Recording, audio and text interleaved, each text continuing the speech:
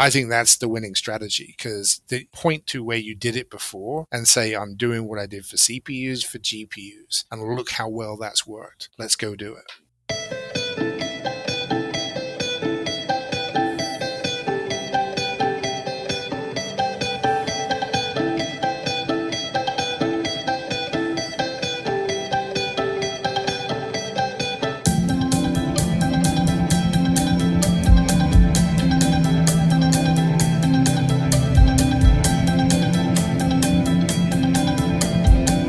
And welcome to Broken Silicon, a gaming hardware podcast. This episode is brought to you by Basis and the retractable cable Entercore products that you can currently get for 5% off through the link below, and also CDkeyoffer.com, where you can get Windows 11 Professional for $23. All right, James, thank you for coming back on. I mean, you're one of my favorite guests to have on, especially as time goes on, because you continually prove that you, and I know this sounds like low praise, but it is a low bar out there lately, even in the professional world, I feel, half the time. But you really do know what you're talking about. For those who don't know, maybe you didn't see the last episode you were on, you were dead on that RDNA 4 would be a successful strategy, that it did not need to launch right away, and I was convinced of that as well. I told everybody, if you think Radeon's going out of business because they delayed their graphics card half a year, you guys forgot about the Starfield FSR thing after like 1 week of a scandal. Give it a few months and you won't even care. But then also, I think you basically exactly called RDNA 3 pricing. You said they should go to $9.99 because it's worth that much, but it doesn't need to be a cent more. It's already got huge margins, and that they should then actually price them closely, but put at $800. And they didn't follow your advice. They did $900, and then they were forced to drop the price to $800 in a month anyway. So you've got a pretty legendary status of being able to read the market. But yeah, anything else you want to add? Like, introduce yourself, your experience, your professional experience, and what you're doing now. Yeah, sure. Well, thank you so much for having me back. It's a pleasure to be here, and I appreciate all the kind words. I think you give me far too much credit for my prognostications. Just happened to work out that way. I speak kind of generically, so it could go a number of different ways, I think. But I got into PC gaming a very, very long time ago, when compatibility between sound cards and downloading keyboard drivers was still a thing. And over time, had a varied career. I've worked at AMD as a product manager, was part of their client computing team for Ryzen and Threadripper, first couple of generations. From there, I've done various different things. I'm doing the Austin, Texas Tech Tour. Worked at Sci-Fi, a RISC-V company, NXP, now MIPS, which is currently in the process of being bought by Global Foundry. So the tour continues, and continuing to do different things in edge AI and IP and processors, and just learning about all the different ways that computers are part of our lives. Yeah. And I know you were part of launching Threadripper. I maybe you told me, but it's been years since you did. If you did, where did the name come from? Was it just thrown out in a meeting to your memory, or? Yeah, we did a lot of work. AMD did a lot of work on the Ryzen brand, right? So Ryzen came out of working with an external agency at ideation, the internal teams led by John Taylor and a lot of the product guys, different enthusiasts coming together, figuring out what is the values of this next generation processor, and kind of landed on something that was resonating. Of it's the next generation, next horizon of computing. You might remember that tagline from back before the launch, the next horizon of computing. And so Ryzen comes out of Horizon, thinking about what's right over the horizon, what's right next. That's what it was supposed to imbue.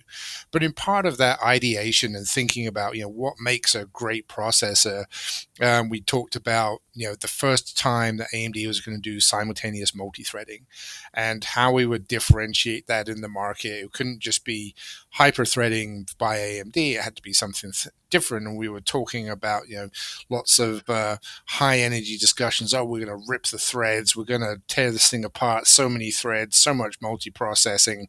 And that they kind of ran with that and came back with Threadripper as one of the names that could have been Verizon. And Jim Anderson looked at it and said, Threadripper's not this brand that's going to go in consumer laptops. It's going to go into all these different places, but I know where that is going to go. And, that was right in the back of our mind as we were doing the Skunkworks Threadripper project that we needed a name for it. And that's where that came from.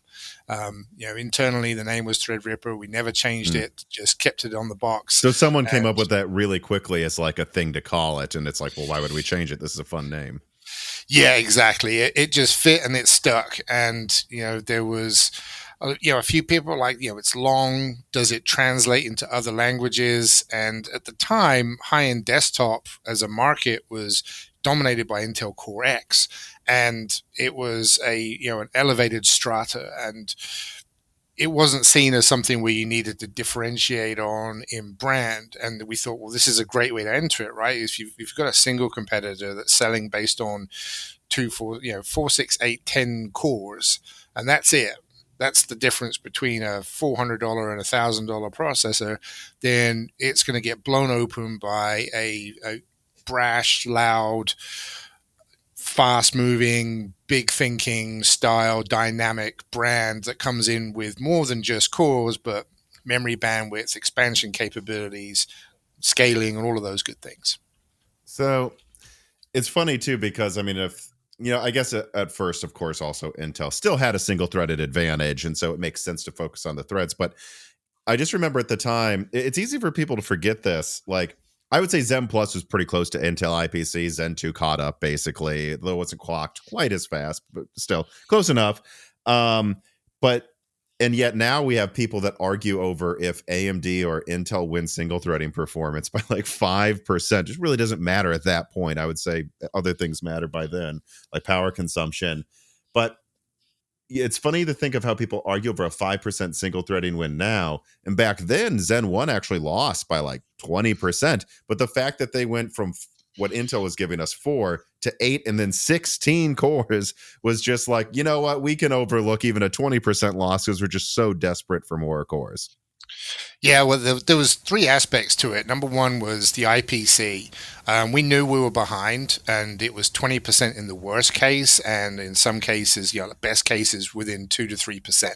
So we knew that there was a graph. So it depended on what application you were in and where you wanted to be.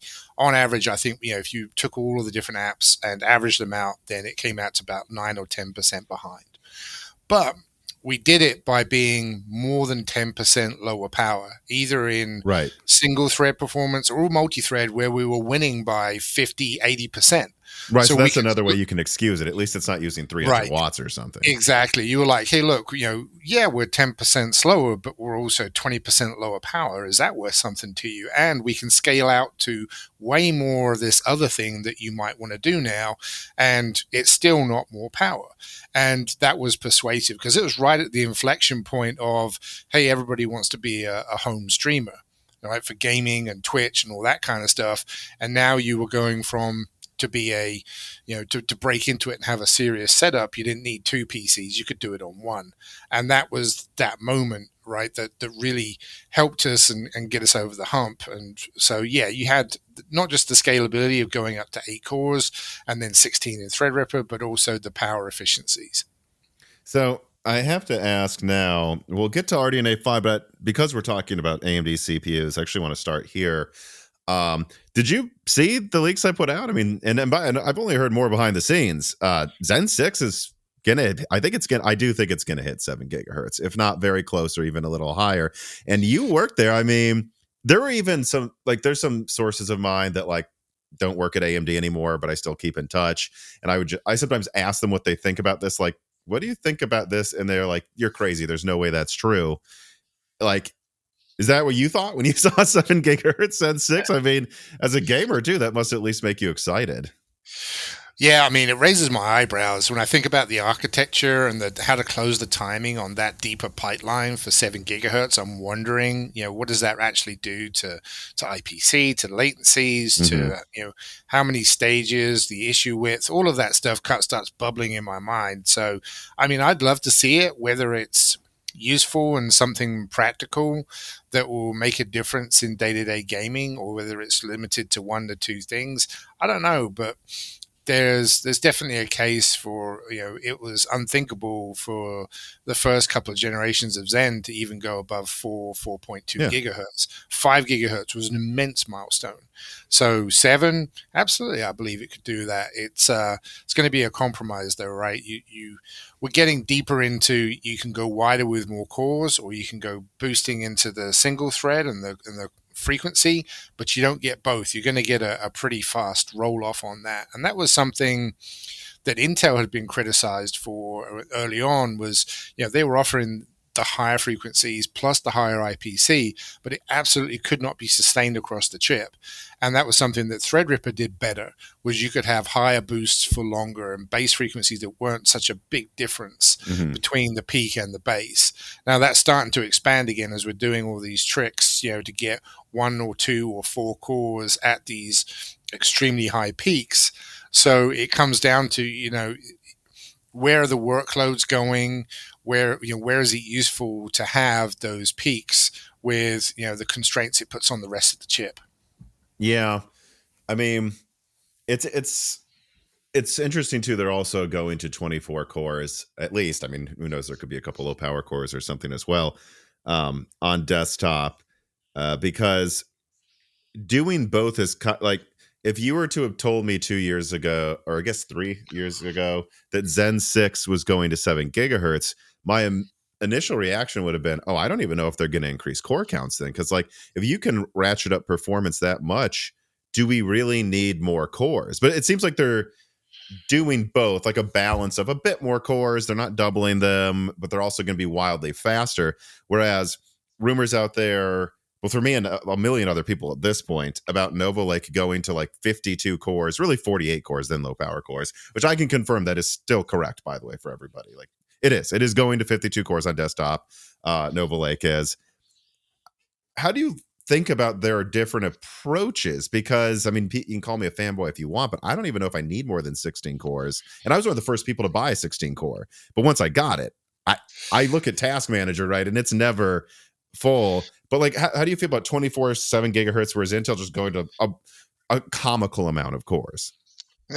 Well, I'm sitting here talking to you on my 64 core Threadripper. Sure. So Okay. Maybe the wrong person to say that to, but I don't know that I can give you the you don't need that many cores argument. I know there was definitely scaling issues with single applications, especially in the desktop and the client side.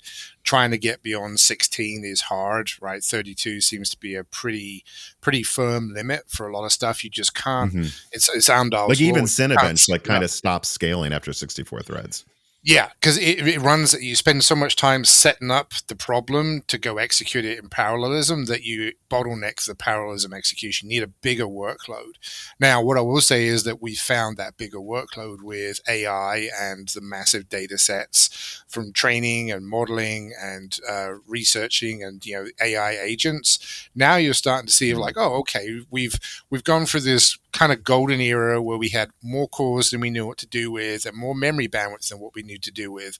And now we're about to get absolutely crunched with applications that are just like, your 100 gigabytes per second bandwidth is puny. I need a terabyte per second. And it's, 64 cores. I need way more than that. So there's this gap between, where servers and the AI data centers are, where the data scientists and data architects want to do it more locally, want to build their own things on their own platforms, and they're going to want to do that locally. And not everybody's going to say, well, let's do a rack inside the office. They're going to want a desktop solution or a workstation solution, and that's where this number of cores and threads, the increased CCD count, makes a lot of sense. Right. Okay. So you don't think it's crazy at all that, I guess, what would we say, late next year, Intel may offer a 52 core? Like, you don't think that's too many at all? No, I think it's an odd number. It's going to be interesting to see how the performance comes out. It feels low, to be honest. I don't think it's enough. You think we well, I know AMD's going to 32 in Zen 7, so I mean they're going to keep increasing cores, maybe a little more conservatively than Intel is. But yeah, it sounds like you think we're making up for lost time. Yeah, we're about to enter a period where we've seen such crazy innovations on the GPU side and the add-in boards, massive improvements Hmm. in performance and speed and memory there. That's going to start shifting back CPU side as being a bottleneck again. Um, that's not a gaming statement. I don't think games are ever going to need all of this power, Yeah, I mean, but once we get to 7 gigahertz with 12 cores and Vcache, I have to imagine gaming's pretty much solved in terms of frame rate. Like, today's gaming for sure, sure, right? Where we have eventually you'll always need more, but when you redefine how you're making games, like once we've blow up the render pipeline from geometrical shapes and into fully AI described and generated, and nothing's ever the same twice, then I think you'll go, okay, well, actually, yeah, we needed a ton more performance. okay. I do have to ask you about this. Dead Eyes 117 writes in and says, how do you think AMD will handle the naming and pricing for core counts with 12 core CCDs? Do you think 12 cores will truly be the new 8 core and replace where the 8 core was and get an R7 moniker? Or do you think 12 cores will still maybe be called R9? And what does that mean for the rest of the lineup if that happens? I have a feeling it will be an R7, but I don't know. We might see a price bump every tier considering the performance they're going to give you. That's a good question. I think I would probably try to, if I were doing it, then I would try to keep Ryzen 9 as a 12 core as the entry point. Got Mm-hmm. a lot of heritage there that's working well for you. What I might do is say actually the top of Ryzen 7 is a 10 core, right? That's funny. Move it from That's 8 that to is what 10. I've been pitching too. Right? Because it's an extra couple of cores. It makes a lot of sense for gaming. All the games come out at 6 to 8 core, 8 threads optimized, right? And you get now all the consoles are moving to multi-threaded as well. Then getting the extra 2 worker cores to do extra stuff really would be a differentiator in that platform, I think. So driving, you don't want to take your whole 10 cores 12 cores down into the Ryzen 7 space, but you want a differentiation between a Ryzen 7 entry point and a Ryzen 7 top point, and that's been missing for a long time. Hmm. Right, previously it's been like 100 megahertz, or it's been some cache. Now you can put some cores there, and that's powerful, right? Because now you can push your 8 core price down and still maintain the Ryzen 7 price segment with a 10 core at the top.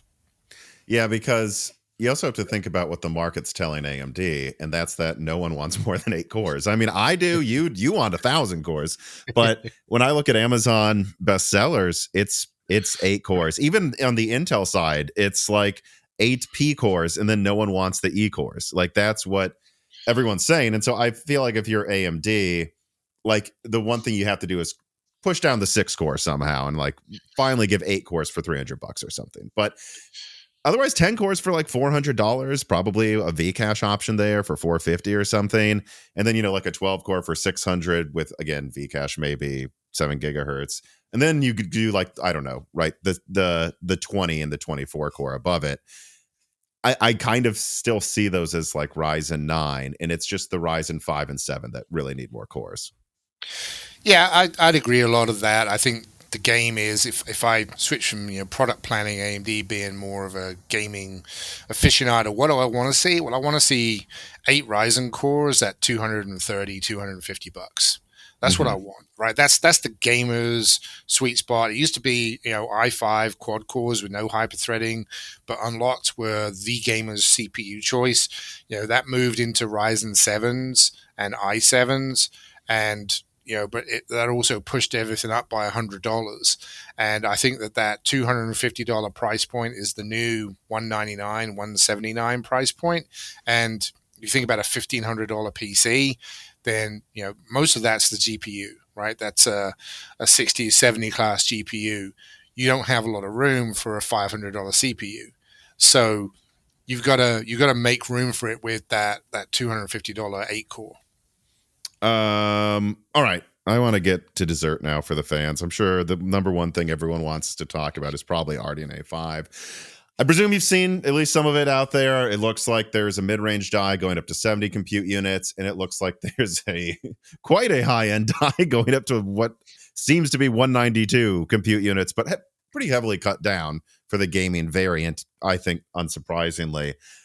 Still giving you supposedly 36 gigabytes of RAM, which I think is far more than enough. Uh, what do you think about this? Because I've heard there, so AT0 is the crazy one, AT2 is the mid-range one. I've seen references to an AT1 and an AT3. So who knows? Maybe eventually something else could come out.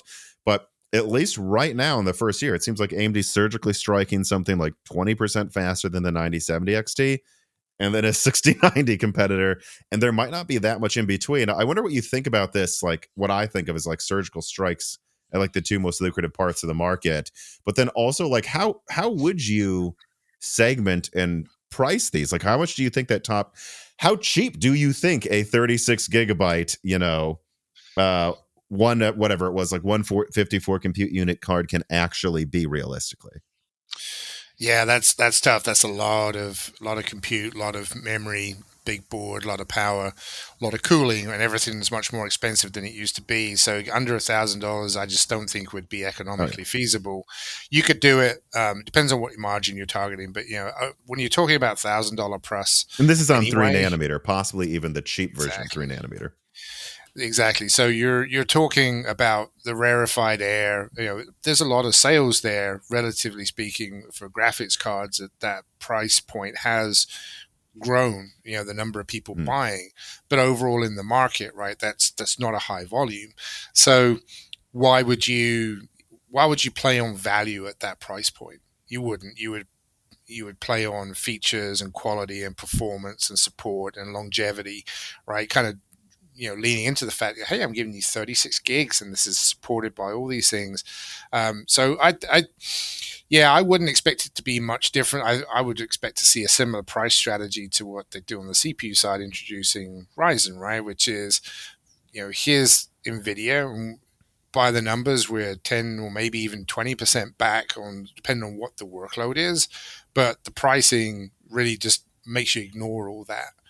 Um, that would be my play. As I would go, halfway between the 80 and the 90 of the next gen, just to say we're you've got a great high end top end product that does all the workloads without breaking a sweat.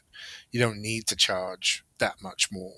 So that's where I would go with it. I mean, I think they're going to focus still on the heart of the market, but it's really going to be down to the software and whether they think they can catch up on the AI side of things. Which, I mean, given all the acquisitions in the last 12 months and the big improvements you're hearing from people Hmm. working with AMD on their tools and their tool chain and software, about how much faster it's getting so quickly, then I think that they're absolutely on track to come back and be very competitive. So I would not surprise me at all to see them come in with a 6090 Challenger. Yeah, and I'm just doing the math here. So, full disclosure, I mean, the recent RDNA 5 and especially PlayStation 6 leaks, this is really sensitive stuff. So there's a reason I don't want to show a lot of it, but I was at least given the okay by one of my contacts. Now that the information about PS6 is basically out there, that I can show one key piece of information, which is, and I'll have Gerard put it on screen right now, which is that RDNA 5 aims for 5 to 10% more IPC than RDNA 4. It doesn't sound like a lot, but going to 154 cores or compute units with that much more IPC, if you look at it from, I believe, Ampere to Blackwell, the IPC uplift is like 8%. So if they get another 10% and then go to 154 cores with terabytes per second of bandwidth, I conceivably could see this being 2.5 times faster than the 9070 XT. I mean, that's just wild amounts of performance here.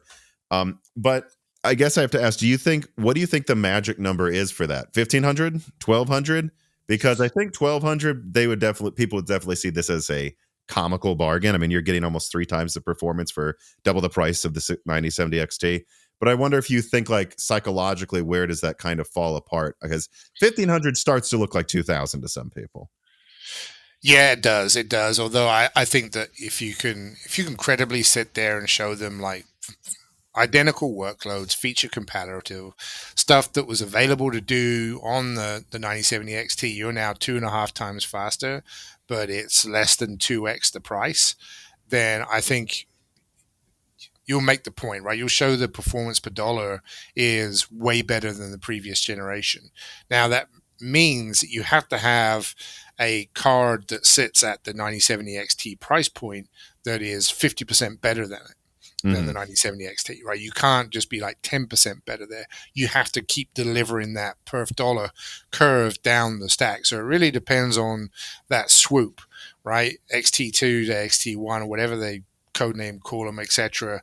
Right? That's going to be where the trouble comes from. So if they don't have a great curve right there, right, then that's going to really pull that top card down.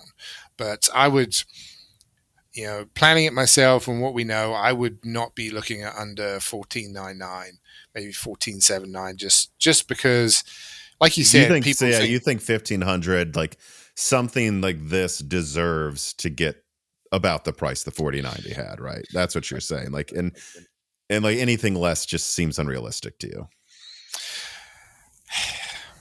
yeah, I'm conflicted, right? Because I hate these price points, Yeah, but I know. I can I can see like someone sitting there with a 4090 today, thinking like, well, if I sell this, how much is my cost to change to get into this new AMD card? It's I can get 1,000 out of my 4090 now, or Or 800. still 2000, it seems, by the way. Yeah, right. If they can come in, then like that. If they can get out of their 4090 before the new gen launches and the prices tank, and they can sit there on a 9070 XT until the new guy comes in, then they're going to be really happy with a $1,500 price point because it's going to feel same, and they might even be ahead a little bit. Hmm. So it's yeah, there's I don't see much to drag it under that, assuming all of those things, the 5% IPC, the massive increase in cores, and the beautiful scaling of gaming software happens. Hmm. And by then, presumably FSR4 will be right next to DLSS, and maybe it'll be on 4.2 or whatever, Mhm. and it's going to be widely available in games, so they can make that claim that no, we have the same features as them too, by the way. Right. But yeah, so it's interesting though. Like, I would presume this will be some sort of a 90 thing, like in the naming. And although actually, before I get to my next thing, let me ask you that. Clean Sweep writes in and asks, what do you think they're going to name this? And we had a few questions because I feel like they're almost in some weird corner where they're already at the 990 series. Okay. So is this going to, like, you add a zero, you move the number over one? And because like the most logical name for me would be like RX 1900 XT. And that kind of sounds like their old school graphics cards, which I think is kind of fun. But I don't know if you think they should do that. They should just put an X90 because X stands for 10, or what do you think they should do? Yeah. There's you get three voices in that conversation. So number one is going to be the big OEMs, the MNC Hmm. multinationals, the HP, Dell, Lenovo's, and the Acer and Asus, and all that kind of stuff, and they're going to simply say bigger number better. Customer knows bigger number is newer. Just bank it bigger. Go from 9070 to 10090. Just add the digit, right? Don't try and do Roman numerals. Don't do anything. Don't be clever. Just go up one. It'll be fine. And then the enthusiast community are like, this is makes it really hard to talk about. We always have all of these different numbers and names and stuff. You got the old heads that are like X1900, XTX was an awesome card. Bring that back, do a throwback. But there's this clean break between those cards and the new cards. So that is a consideration. I mean, Nvidia got around it by saying we've got brand new features. It's no longer GTX, it's RTX. So what would you do from RDNA 4 to 5 that would look be able to throw up and say, look, I'm going to throw away X's and go to something else's, Hmm. right? From RX to I don't know. RAI. I hope it's not RAI, to be honest. It doesn't roll off the tongue either. Like, but they could call it an AI 1090 XT or something. Right. Yeah, there's some things you can do there. So that would be the only thing that you would be able to tell the OEMs. This is why it's better than just going bigger number better, is because I put AI in it. Right, this is my AI platform. This is your AI platform. You can sell by saying, "Look how much AI it's got in it," because they think that sells, despite the market research that says that consumers see the word AI on a product and like it less. Right, so there's there's a lot of things right there. So I would be tempted to simply just increment the number, because that's the, like, if what you're doing to get your 2.5x uplift isn't a grounds up clean sheet new architecture with brand new features and brand new approach, all right, that lets you go to a new brand, then just increment, right? Go with that and talk about how your tech is cool to the guys that care about it's cool, and just bigger number better to the guys that are just like, I want the latest. What's the latest? All right, you've got a 10,000 series. It's a 10th gen. Yeah, let's do that. Maybe that's the solution, right? It's RX 10th gen, and that's the simple way. Mm-hmm. Well, you said there's doesn't seem to be anything grounds up, but I have to ask if you expect any surprises with RDNA 5 still, because I suspect maybe really good ray tracing could be the thing that surprises people the most from what I'm seeing from PS6 numbers behind the scene. Like, ray tracing is the focused, I think, unsurprisingly, next gen. But like, it seems like there's no infinity cache from what I can tell, unless there's this secret that no one knows that they're going to put Vcache on top of it, which I could see.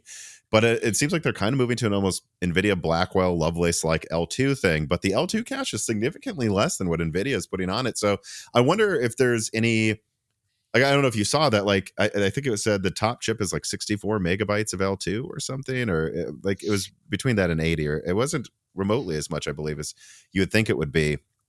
And I'm wondering if you think there's something else that could be going on here, or, and this is plausible in my opinion, they reduced cache between RDNA 2 and 3. And it seems like Strix Halo with just 32 megabytes is more than enough. It's not bandwidth starved at all using LPDDR5X. So I wonder if that's where you would lean on this. Is no, they've gotten their cache to be so good. They don't need the L3. They just need half as much L2 as NVIDIA. But I don't know if you think something else could be going on. Yeah, I definitely think there's some architecture improvements there for optimizations around ray tracing. I think it's pretty obvious that Sony have a strong voice in like what are the features they want to see implemented in hardware, and then that's going to be implemented in all of the architecture based on all the cards based. Like on Mark Cerny's having like sleepovers with Jack Hune now. I mean, they seem to be best buds. Yeah. I mean, Jack's a fun guy to hang out with, so I don't doubt it. There's, the cache size is an interesting one because cache can be like a frequency bump for your workload, but it's also harder to clock higher. So if your performance targets for your cores, your clock targets are more than 100 or 200 megahertz higher than what they were previously, adding more cache is going to drive you the other way. Mm-hmm. So, cutting cache helps you get higher. Cache is the largest memory cell, standard memory cell you can find in a lot of these designs. It dominates the area. So pulling that back really can help you be area efficient. Which would be important if the consoles are going to use this generation. Exactly, and that's where you're going to get a lot of heat from, especially if you're trying to drive the clocks up. So there's kind of this vicious circle of you don't want to be dependent on cache in something massively parallel. You want to move that through as fast as you can and have either some kind of tightly coupled memory that's shared between multiple cores or a cluster or something, or just like you said, get out to the main memory much more efficiently. Yeah, and I guess to be fair, like, even though AT2 is going to have only a 192-bit bus from the previous gen's 256, it's going to, like, I think they listed like 36 gigabit per second memory is the plan, or something absolutely absurd. So you're getting almost double the bandwidth per bus bit width, if that makes sense how I said that. Like, so you're still, and then in the top end where they're giving you a 384-bit bus with ridiculously fast RAM. I mean, I think it's also conceivable that they just kind of they have a lot of L2, so that's there, to be fair, but they maybe just want to get out of the way of just how much bandwidth they have anyways. Yeah, especially if they're not trying to aggregate or fill some of these memory requests, right? If they're just trying to pass them through as fast as possible, then doing that will reduce the latency on individual compute units or groups of functions, etc., which could be where you're seeing a lot of performance as well. This piece of content is brought to you by Basis and their fantastic Enter Core family of products. One of said products, the CJ11, is a fast charger with a 67 watt retractable cable. That's right, it can pull out and store as needed, reducing how much of a mess of wires you might have in your bag or your pocket. And with that retractable cable, it can charge a MacBook Pro 14-inch to 43% in just 30 minutes. And don't worry, it is safe as well. It has advanced graphing and 3D heat dissipation in its design that helps release heat efficiently, while its AI-powered sensors and Basis BCT technology monitor temperature in real time, keeping your devices safe, cool, and charging at top speed. It's not just about safety, it's about being efficient so that it doesn't overheat and it keeps charging as quickly as possible. Now, there's also the GR11 power bank with, yes, a retractable cable that again makes it very convenient so you can pull it out as needed and stow it away when not needed. But this one goes up to 100 watts, and then it has 3 other ports that can provide another 45 watts for a total of 145 watts. This is important to point out because this retractable cable that's included is convenient, but the fact that it has another 3 ports, most of these types of devices just have 2 total. This is 4 total. That's way above average. And then there's one more product here, the Enercore CG11. And I have to say, it's a must-have now for someone like me. I didn't know a product like this could exist, but why not? They thought of it. They were creative, and they made a GAN charger, yes, with a retractable cable up to 70 watts. So again, it's compact, it's easy to use, and it avoids a mess of wires. But then it also can plug into any basically internationally recognized standard outlet. So it can plug into something in France, something in the UK, something in Germany, something in Australia, Japan, America, and it can receive a plug from those as well for pass-through, meaning that you can plug this, if you're traveling from Australia to Canada, you can plug it into the wall and use an Australian charger for some other product in it as well. But then on top of that, pull out another retractable cable up to 70 watts. And then on top of that, guess what you can also do? You can also use 3 other ports, meaning that theoretically you can charge at least 5 devices or maybe even 6 at once with that other side port as well. And I have to say, this wave of products from Basis, this really has impressed me more than usual. I really think you should check them out below. And if you do, make sure you follow those links in the directions in the description to get the best price possible. And then also support Moore's Law is Dead. So yeah, support Moore's Law is Dead by checking out Basis Enercore products today.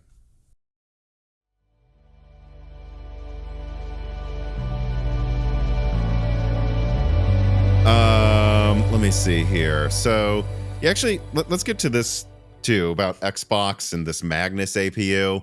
I incorrectly at first, I was like 51% it was PlayStation, but frankly, if I'm being honest, so if I'm 51%, that means more people will probably click on if I put PlayStation in the title. So that's why that. But I was wrong. It's an Xbox. Once I learned that it shared dies with desktop, I would have never thought PlayStation would do that. But I think that's awesome. I mean, and I bet AMD really pushed Microsoft to let them do this, and that's where I kind of want to get back to the conversation about AMD surgically striking the high end, but then also the mid range.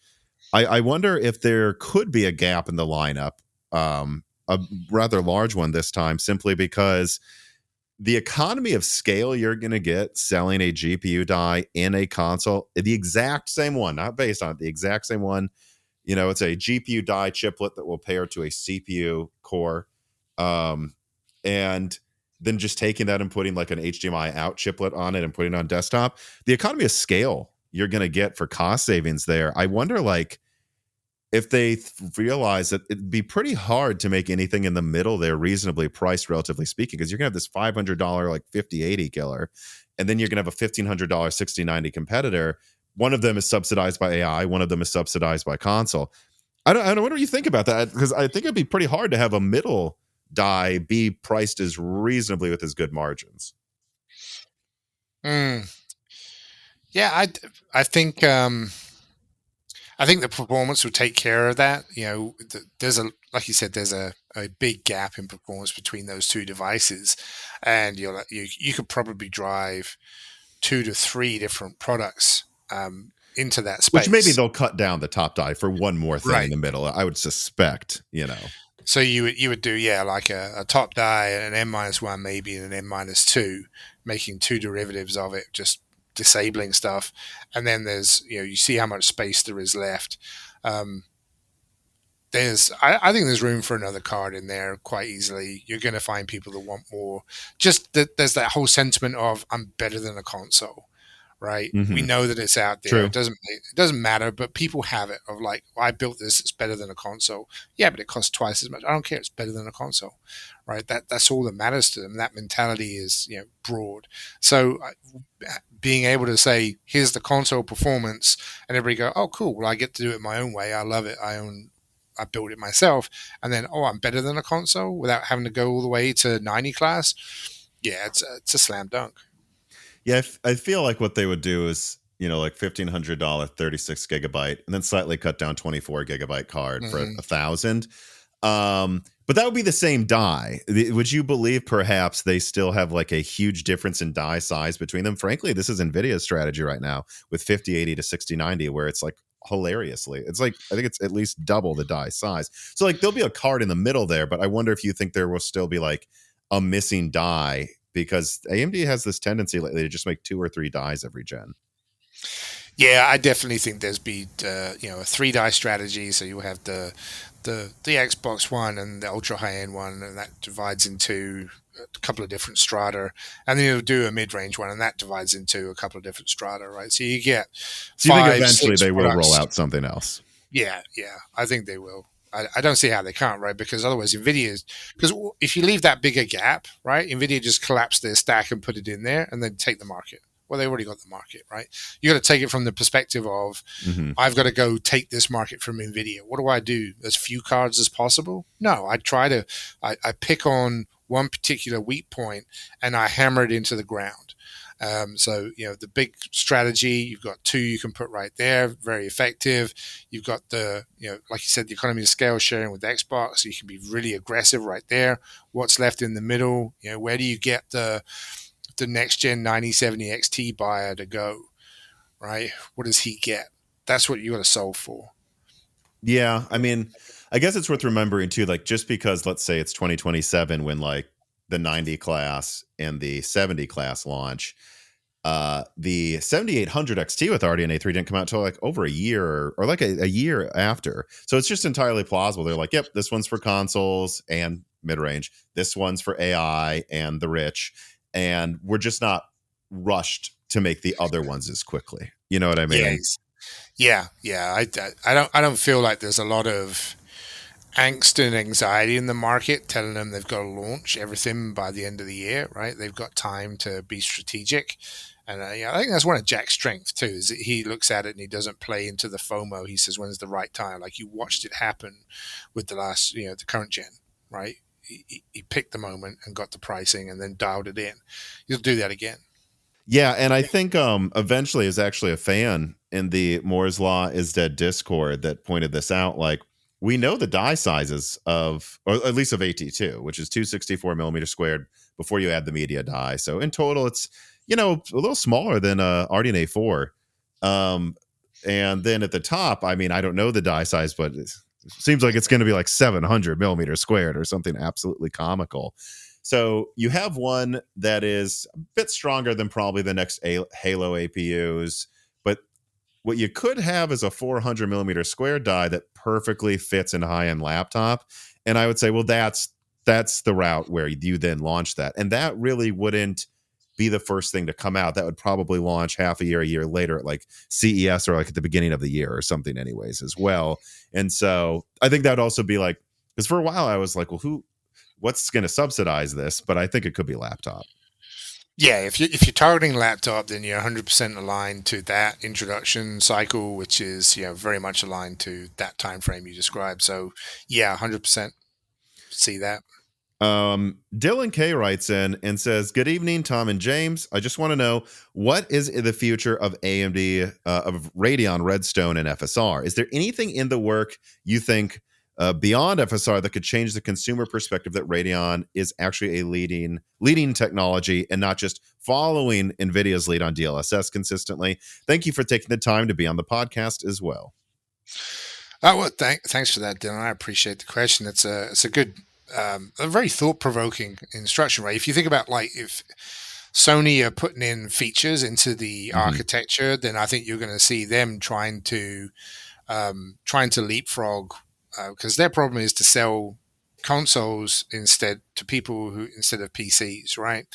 They want unique games. They want a unique selling point. What are they going to do? And if they just say, "Give me your clone of super resolution uh, and AI upscaling and all of these DLSS features," they're not going to do that. So there's got to be something in there somewhere where they're thinking about, well, what's happening, what's new. And it's, I think we've played out the visual fidelity side of things. Like, there's not much more in image quality.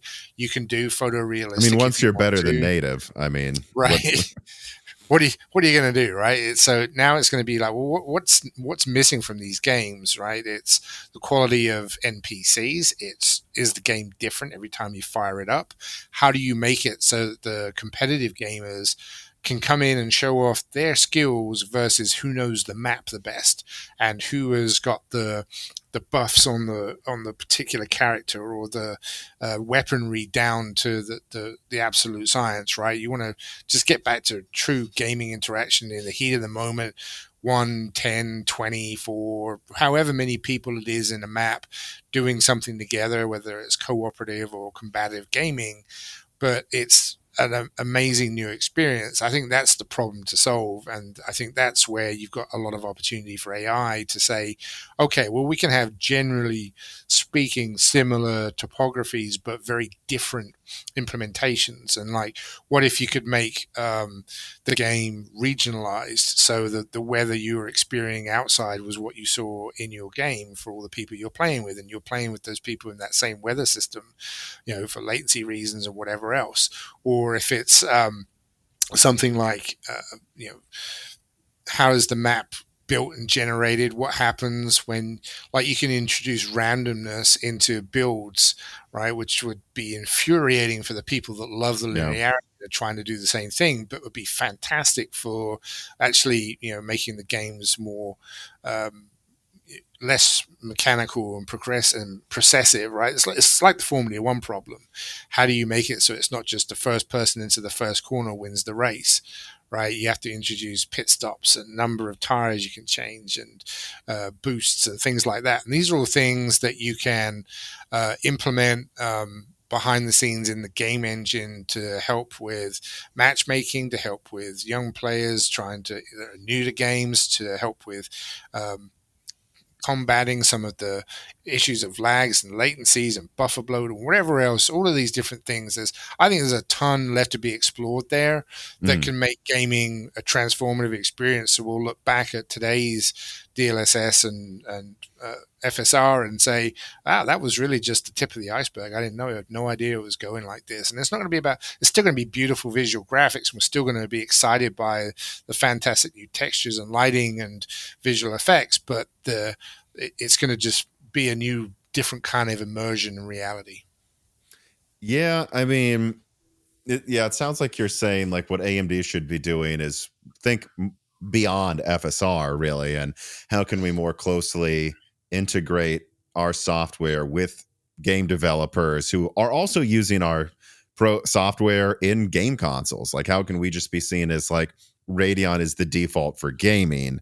Maybe Nvidia's seen as premium, but there's the default is different than premium. It's like, kind of like, I know that's the truck that'll get me to work every day, and I know it's going to have the stuff I expect out of it.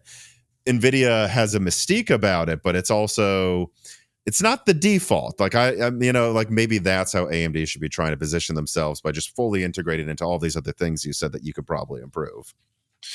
Yeah, that's one way to go for it, is grounds up. What's the engine and the hardware you should be creating these features on should be Radeon. That way you'll get that awesome experience the day one. Everybody wants to remove the pain point of driver updates and graphics engine updates and all of these kind of things. So that's certainly one strategy. The other point of it is, what do AMD want to be in gaming? Do they want to be the default? Do they want to be the premium? Or do they want to be both? Mm-hmm. Impossible to be both. Can you own the laptop and the console and the desktop market while you chase AI? That's the question, right? Is it too distracting of focus? Will Nvidia take their focus off of desktop and gaming? I think they have. Yeah. Enough to leave a door for you to drive the Radeon bus through. So I think that's the game. The get on board the consoles and that whole experience because they're closest to gamers and see where they want to go.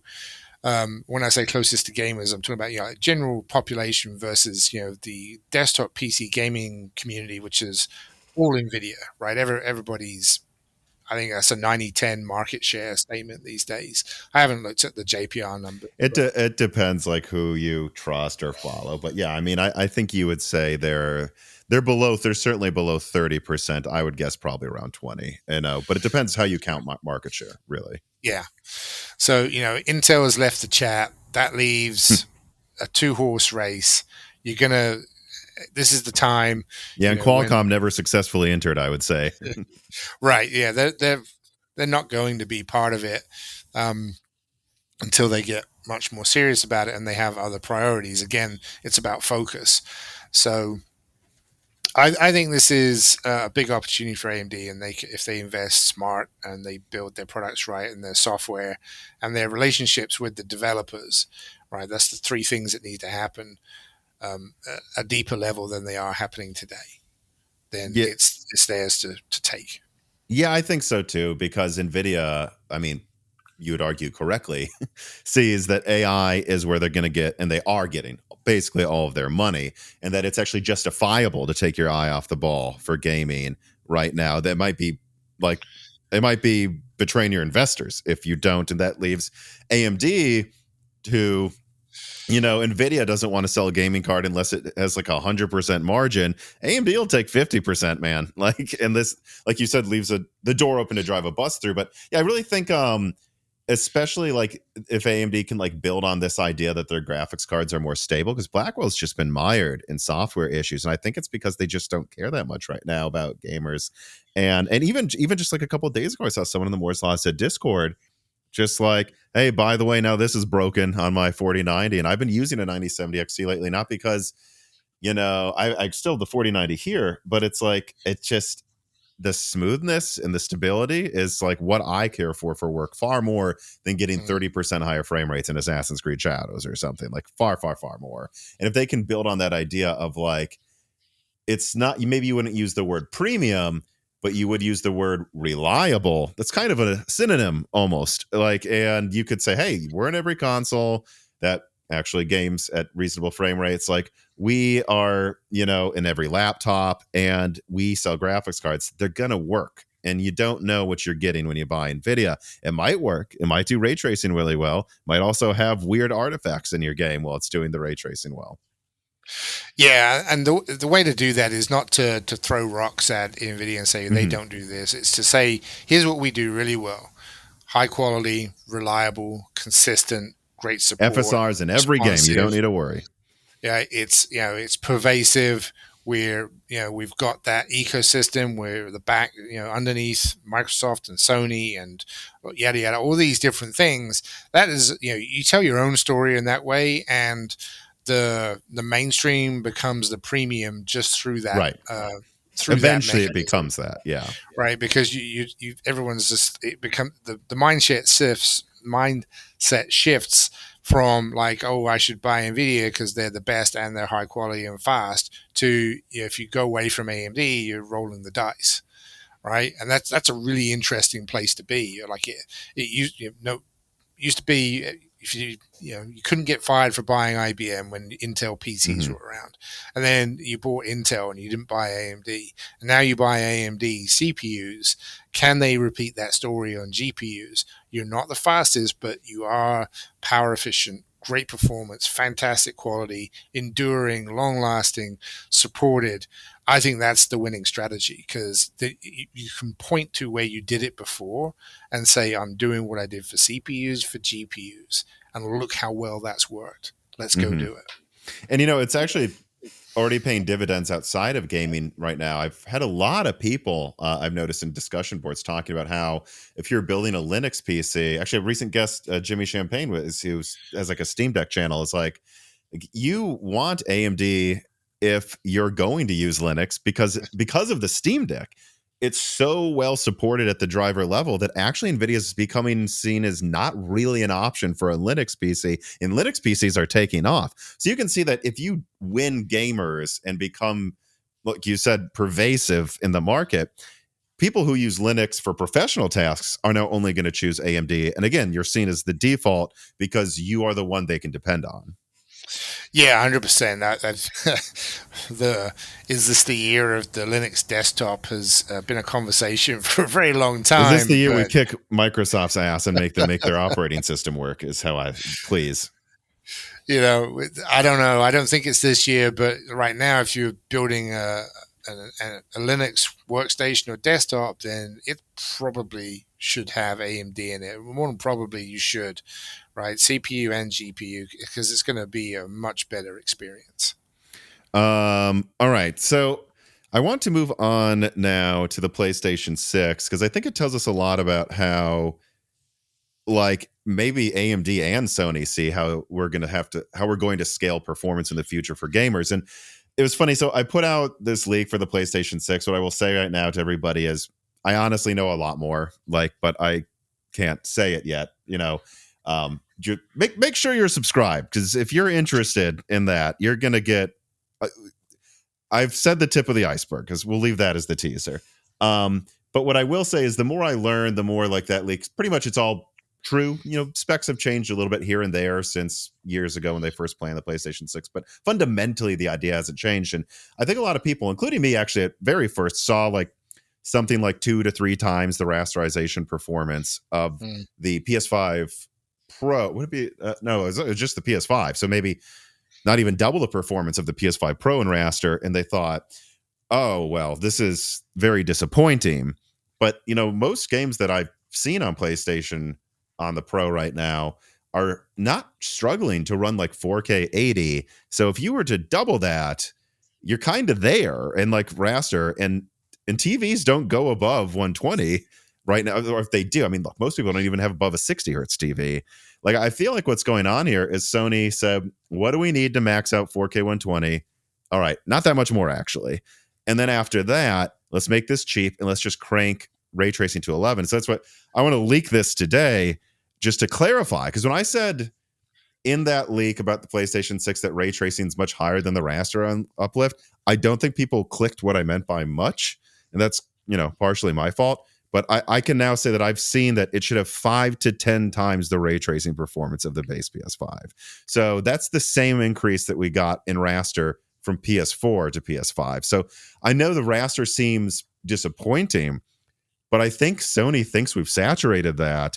And the next thing to crank with a 10x increase in performance is, in fact, ray tracing. But I wonder what you think about that. Well, yeah, I think that totally aligns. I very much agree with that.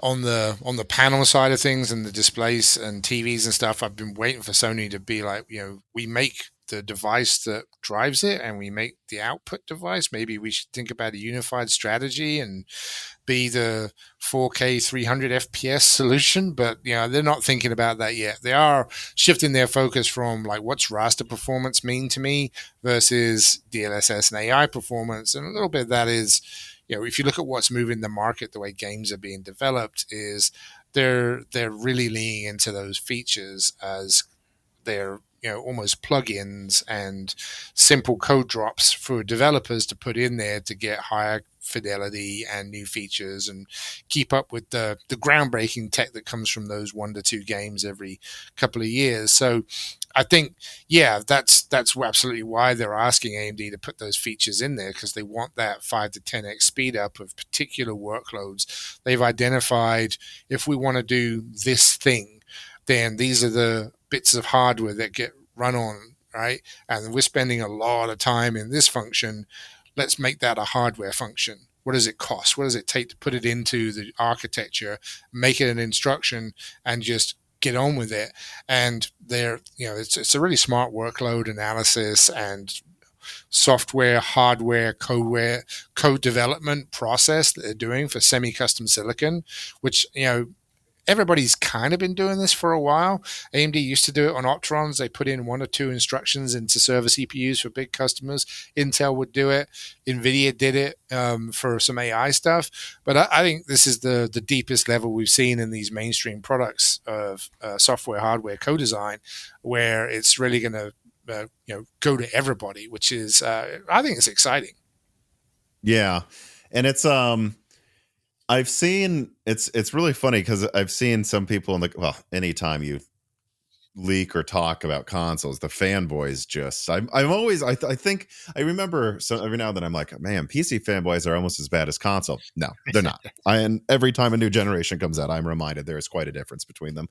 Quite a different breed. But like they're like, well, this sucks. This is, not going to be stronger than like a 5080. And I'm like, yeah, it might be about as strong as a 5080 in raster, I guess. We'll have to see how good RDNA 5 really turns out. But, do you guys understand that a 5080 saturates a 4K 120 screen like to a crazy degree, and that this is a console, and that if Sony can give them 4K 120 locked, I don't think there's anywhere else to go, especially when we're seeing like people refusing to upgrade from PS4. So if you saturate 4K 120 after that, and by the way, they'll have FSR like 4.5 to help them too.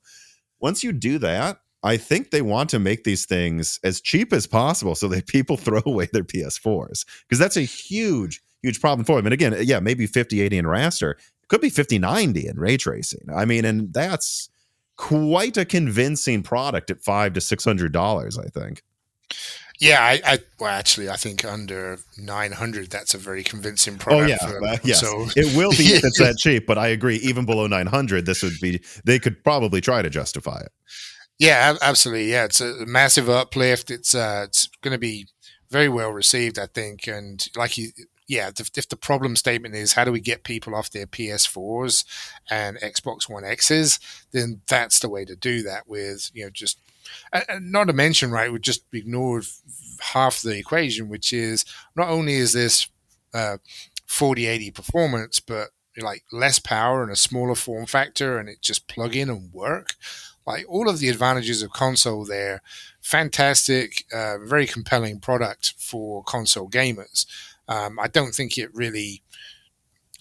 threatens PC gaming as an ecosystem, but I think it really does put an X on the Xbox's back of you better bring the fire, right? This is going to be a right, because Magnus looks to have better specs, at least as far as I could tell so far. There's always the secret sauce, and you never know if there's some special feature. But on paper, it seems like Xbox Magnus is stronger. But if we're being honest, my guesstimate, based on what I know about what's probably going to be the final specs, is it's like 30% faster.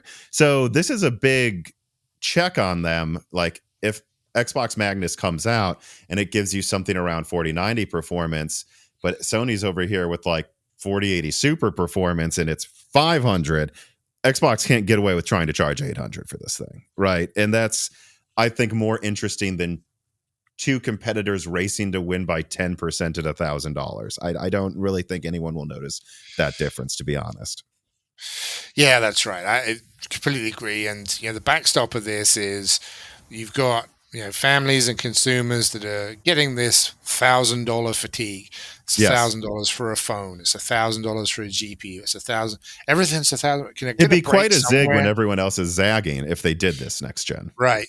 So do you follow it, or do you go the other way? And I think Sony is signaling they're going the other way. But Microsoft might chase them. We'll see. It's going to be a very different console war this time around, and I'm looking forward to it because I'm ready for a new console too. Yeah, it's a lot. It'll be a lot less boring than guys, come on, stop arguing over 10 to 20% teraflops, and that's not like, I want different devices like that try to do different things. That's real market experimentation there, and I also think like this Canis console. Which from what I now know a lot more about that as well, which is for a handheld, but also I have to suspect they will sell a version that doesn't have a screen or battery and it's just like a $299 budget console that kind of gives you PS5 performance, but obviously better ray tracing, CPU, whatever. A lot of people just still have 1080p TVs too. Like this is for that. Like if they could give you a next gen experience for $299, well, there's this other one for $599. I think that would be greatly appreciated by households that, like you say, are so sick of everything new being $500, $1,000, $2,000. Like, this is all those people clinging to their PS4s they got for like 300. They're like, oh my God, finally, it's safe. I can now play the latest games. I don't feel like I'm getting fleeced. Yeah, for sure. And that $299 price point is the Not top that I'm end. promising it will be that cheap, but let's say Right. the die size is smaller than laptop APUs, like quite a bit. So Sure. it could be that cheap. Sure. Yeah, I mean, that's exactly where I was going. Is right now you've got people buying $50, $70, $99 streaming boxes, Mm-hmm. and people plugging in on laptops to make their TVs into streaming devices. And this would, quite simply and neatly give you like an reason to get rid of both of those. It's great for streaming. It's a modern protocols. It's got all the games. So now, you can even envision there's one room that's got the full version and Sure. another room that's got the light version. And, depending on where you are, what you're doing, you're moving around with your gaming and that kind of stuff. I think that's definitely a thought process that's in their minds, especially as, maybe college kids don't want to take the big console back home for the weekend. They just take the little one, right? So that it's already there at dad's house. So there's a lot of ways that you can play this top bottom strategy to have a really good market approach. Because if you've got that lower end one, it helps prop up the price of the top one. Because anybody who says it's just too expensive, say, well, have you considered the cheaper one? It does give you a lot of these features, but not all of them. So then the handhold thing is a separate conversation again. Dark Helmet writes in and says, if the PS6 does achieve 4K 120 for $600 or less, do you think that makes PC gaming in trouble at all? Like, how do you think AMD is planning to position Radeon next to that? Yeah, I mean, you can't beat the flexibility of desktop and the DIY market, even just pre-built and upgradability. It's such a different audience. Like I kind of feel like laptop buyers and console gamers are on one side, and then there's desktop PC on the other. And they know about each other, and the desktop PC guys know everything about the other side, but the all-in-one mini PCs and laptops and console gamers don't really care about wires and plugging stuff in and doing things and all of that enthusiast market stuff. So I think there's still a vibrant market. It's been shrinking, but I think this will kind of rejuvenate it, right? Because like I said, there's always these people that want to say I can build better than what you can buy off the shelf, and then there's the ones that are like I built it better than you can build it off the shelf. So I think that's going to continue on. How AMD positions it is really going to be about the flexibility.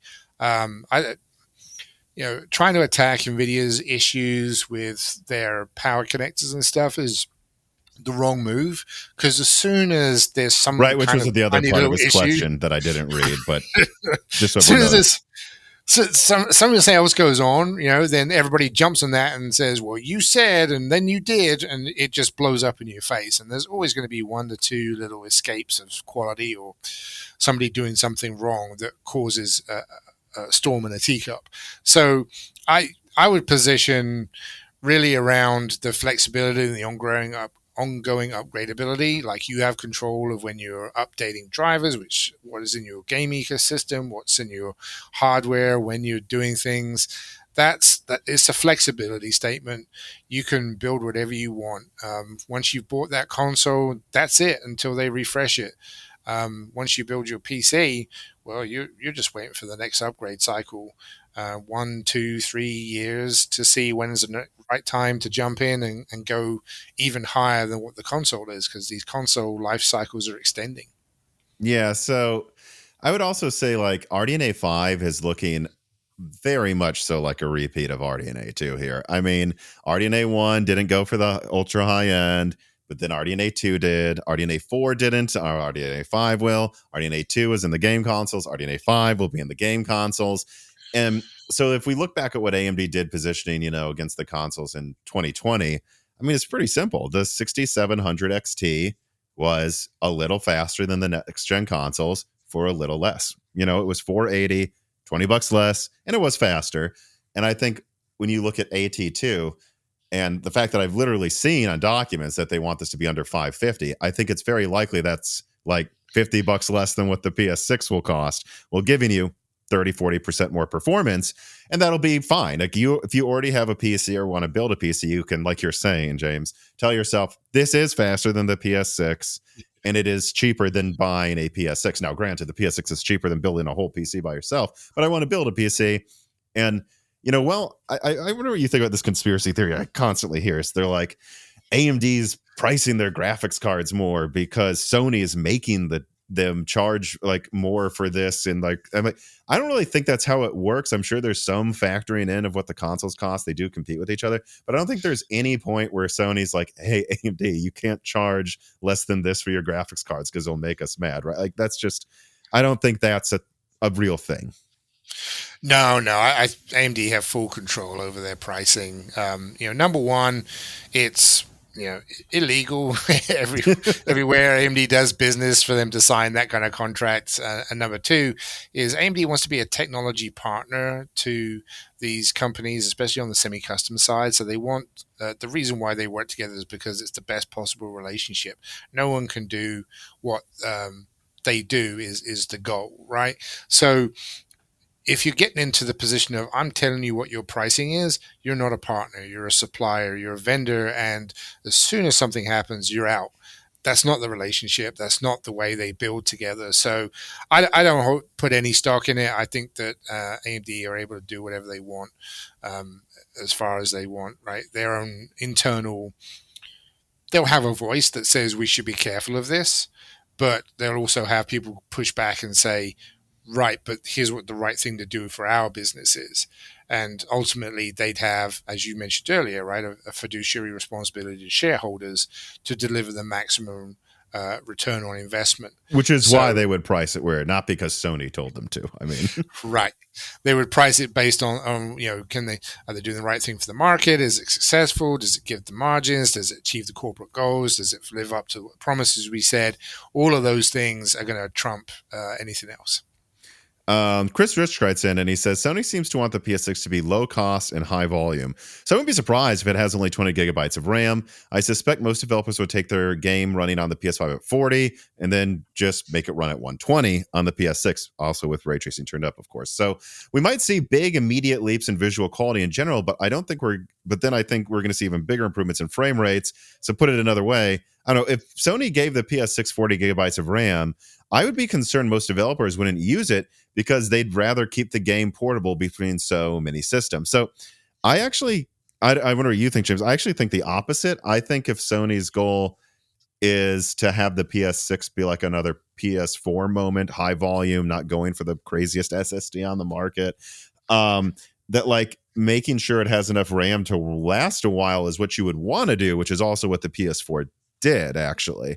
I don't think they're going to go for like 48 gigabytes of RAM, but I think 30 gigabytes for that and 24 for the handheld, it would behoove them so that once you get everyone to upgrade off the PS4, that's the new standard through PS7 in terms of RAM as well. But I wonder what you think. Yeah, I think that's more of a conversation. These types of densities and performance and stuff, they're more worried about who can supply them for that length of time. A console really looks like an industrial product these days. It has to be manufactured and supplied and supported for 10 plus years. Like that's pretty audacious, right? So who today is making the memory that's going to be here in 10 years time, making exactly the same memory? Now they can manage these kind of things with mid-cycle bumps where they redefine and tweak things, and they'll obviously have multiple suppliers. But I think that I don't think that, hey, don't put too much memory in there because the developers won't use it is a conversation. I think that they'd be pushing them. Like, I think they want reasons to have things that only work on the new gen because it's so much better because there's more memory. Why wouldn't you want to take full advantage of the new platform, right? If I was going to be criticized for my new game that came out, I would rather be criticized that it's wonderful and fantastic on PlayStation 6, and on PlayStation 5 it's obviously not quite as good. I would have questions if I bought a game that was, if it's a AAA title and it doesn't scale with hardware, then it's not a AAA title to me. That's my view. Mm. Right now, there's going to be indie games that work exactly the same PS4, PS5, PS6, same exact experience, just the same way as I play old Atari games on my Threadripper today, and it's different kind of gaming conversation. But if I'm firing up, yeah, I want a reason for these devs to have to go back and put a patch out on a PS5 game to take advantage of PS6. I want them to come in and drop in an update to make it take advantage of the new features and capabilities. Otherwise, what's the point?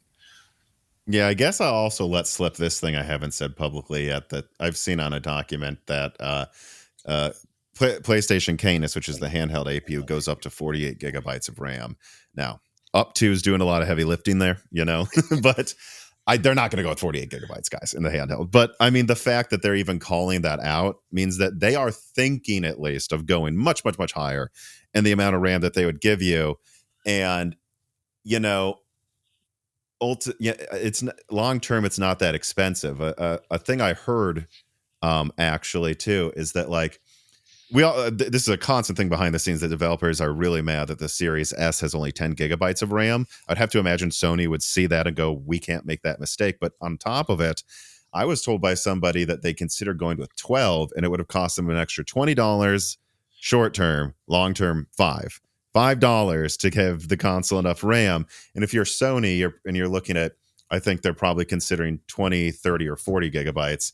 You're going to look at that and you're going to go, yeah, well, if we go with 40 gigabytes short term versus 20, what does that cost us? I don't know, an extra $30, $40, maybe 50. But long term, it's probably like $10. And this is going to be something that will last for a very long time. So I wouldn't rule out them going with like 40 and 32 for the top and the bottom one. And I certainly would be very surprised if it was less than 30 and 24, because that just seems, they know this has to last till 2035, guys. I mean, there's no way I think that they would make the mistake they've seen so many of their competitors make, including themselves with the PS3. Again, I don't think so.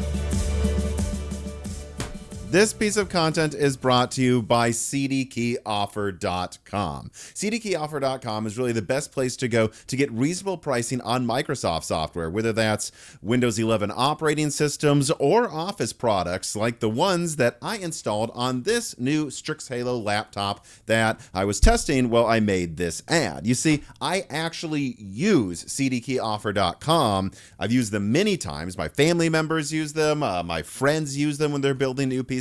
And that's because they've been a reliable sponsor of Moore's Law is Dead for years now. And so if you're looking to get, say, a new laptop, or you just finally want to get a legitimate key of one of the latest Office products on your desktop during back to school, use CDkeyoffer.com's offer codes of Broken Silicon to save 25% on all Microsoft products. And then actually you can also use offer code DieShrink to save 3% on everything else on their website, like games as well. Once again, I want to thank CDkeyoffer.com for sponsoring this content, like all the other content that they've sponsored, and for making it easy for me to get a good price on Office on my new laptop.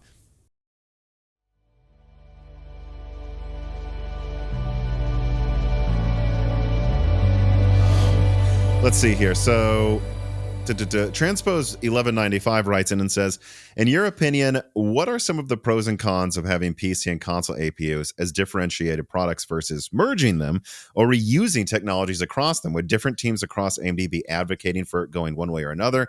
And how are those big picture decisions made? Wow, that's a big question, right? So typically, from my experience, when the APUs from semi-custom came out of the lock-in of only one customer into trying to build into a ecosystem, or trying to find white box and all that kind of stuff, then they wanted it to not look like what it was, so that it could be more authentic, like designed for the market. Mm-hmm. I think that's kind of going away as these console APUs look more and more like just PCs, right? So it's, what are the compromises you get? It used to be you got like one or two PCIe lanes and they were very slow and you didn't have a lot of storage options and you couldn't expand the memory and stuff. Now you're looking, a lot different kind of thing, but I think you still want to have differentiation in the branding and the go-to-market strategy, because you're going to want to have different promises. Because as soon as you open up the design, like, hey, if I'm just selling you a chip and you, Mr. Integrator, can put whatever board around it and whatever software load on it, then that performance promise goes away because you have control of it. I don't. You could put software on there that's unoptimized. You could put ports on there that don't work right. Everything else. There's so much things around there, and you can mitigate some of this stuff with design guidelines and reference boards and promises to only use certain things, and otherwise you can't sell it and stuff. But then all of that reduces your ability to sell into the market, which was the whole point of getting the economy of scale and reusing it. So. I think those are made by a lot of prefetching the conversations with different system integrators, not the PC DIY system integrators, but more of the contract manufacturing guys. An example would be a Foxconn. Not saying that Foxconn are going to do this, just using it as an example of a company that would take a chip and build a board and then make a white box and then sell it to somebody else that will put their name on it and say this is a software load. You're getting into that more industrial PC or consumer grade or IoT style device and that ecosystem and sales strategy. And that everybody gets beyond the reach of your fingertips, because now you're not talking directly to the guy you're selling to. You have to give them the information that they then filter out and give to the next guy. It gets filters again. So that by the time someone picks it up off the shelf and plugs it in as a set-top box or a third-party gaming system, or it's in a game cafe somewhere, right? They have no idea what's inside of it, how it works, or any of this kind of stuff. All they know is they're playing their game or they're doing their work on it or something. So it's if you want true scale, you have to walk away from your brand.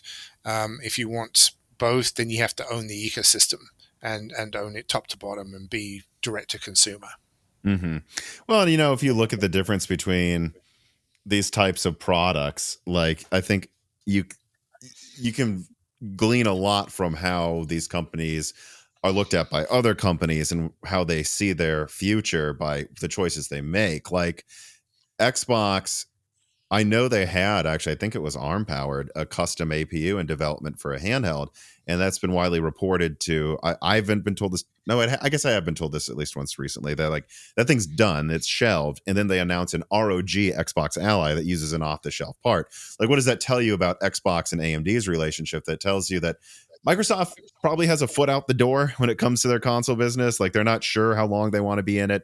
They don't really think it's worth the money to have all this custom stuff anymore. And that's probably why they're using an off-the-shelf desktop chiplet with their console as well, is because they know it's not going to be as high volume as Sony's. So they need a way to get the same economy of scale, or they'd be at quite a massive pricing advantage, actually. Because, yeah, actually just thinking about Xbox sharing GPU dies with desktop, I don't know how they would be cost competitive with Sony.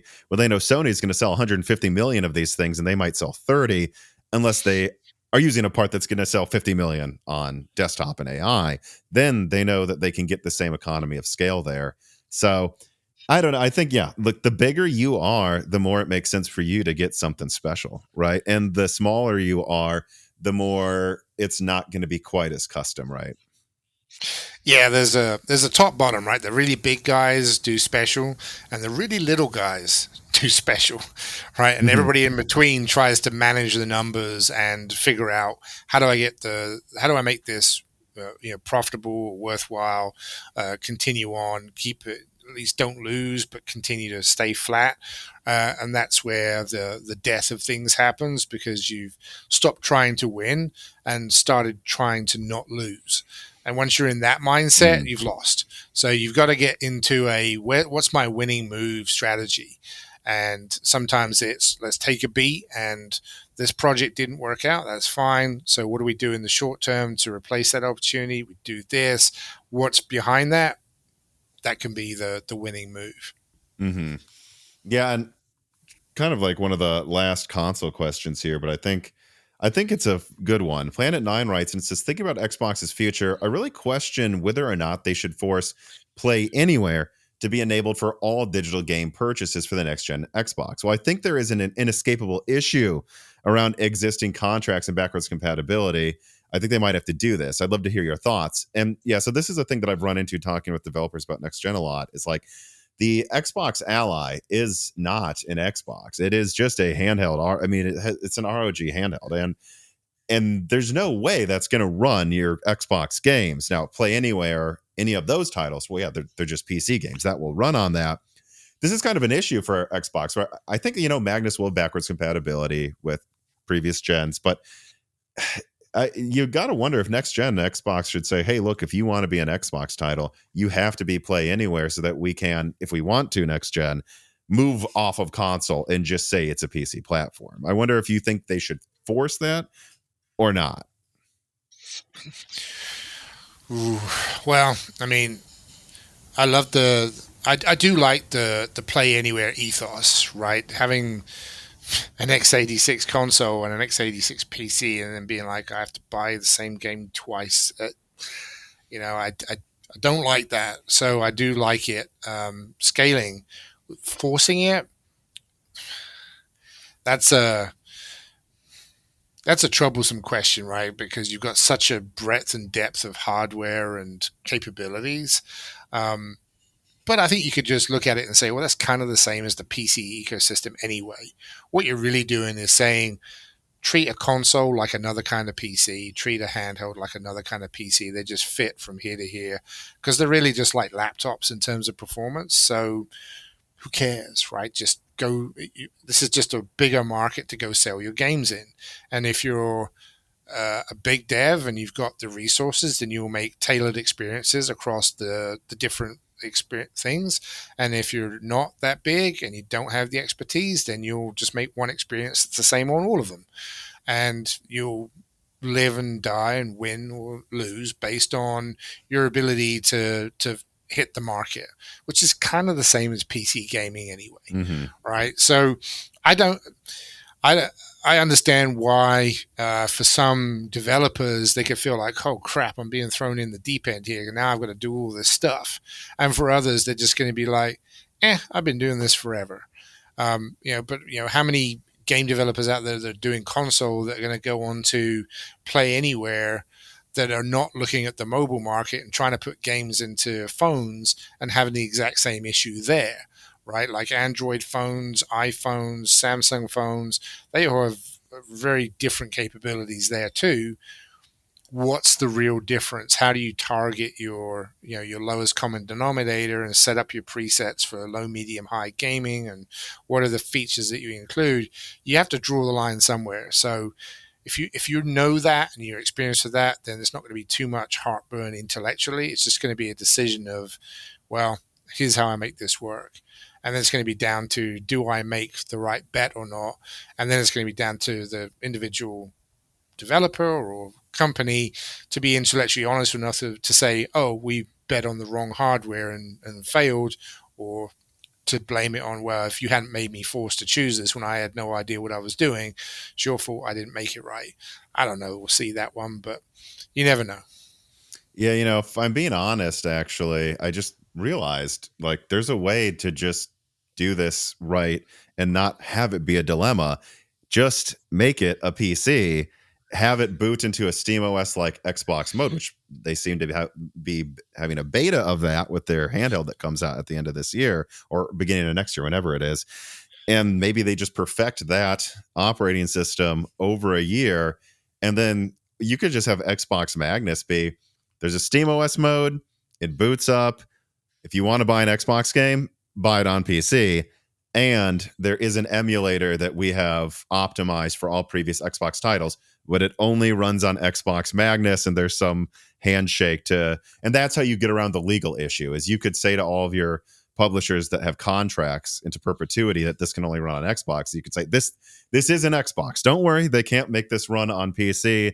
It has to, do this DRM check with this custom CPU on it. But moving forward, just buy the game on PC because we're moving beyond having this walled garden operating system. I mean, you basically get what we just said if they just have it use the operating system they're working on for the handheld anyways, and then a custom emulator, but only for Magnus, right? Like that's probably what they should do.